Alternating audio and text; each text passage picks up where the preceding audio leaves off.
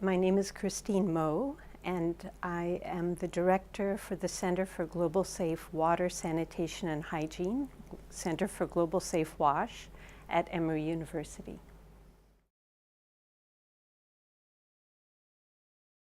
Our approach is a little bit different because we are in a school of public health. We start looking at what does the SFD tell us about public health risks. So we really focus on the bottom part of the SFD. When you have the shit coming into the neighborhood, what does that mean for the health of the people who live in those neighborhoods?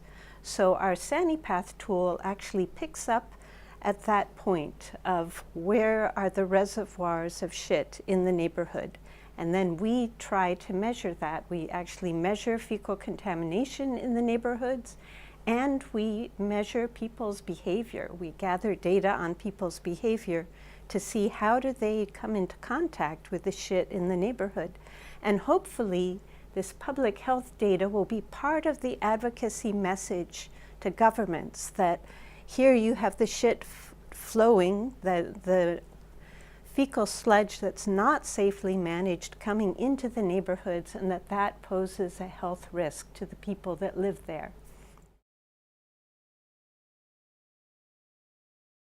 So we have used the SFD methodology in the city of Vellore in India, and we did it in 2 neighborhoods, and we used the information from the SFD along with our SaniPath information to look more carefully at these 2 neighborhoods. So can we look at where the toilets are, the toilets that had good fecal sludge management, the toilets where the fecal sludge was just going directly into the drains, and then how did the environmental sampling back that up?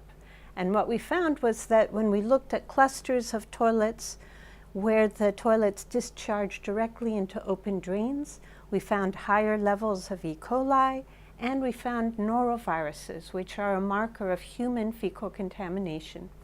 In the clusters where there were toilets that went into septic tanks, we found the opposite, that there were lower levels of E. coli, and we didn't see the noroviruses. So here, from doing environmental sampling, we were able to make the link to the evidence from the SFD that was showing, was the sludge, fecal sludge safely managed, or was it still staying in the neighborhood? So the environmental sampling and the microbiological analyses backed that up, and there was good agreement. And so again, this looking on a micro level to back up the big picture from the SFD, I think was nice validation of how the 2 tools can work together and the value of the spatial analysis as well.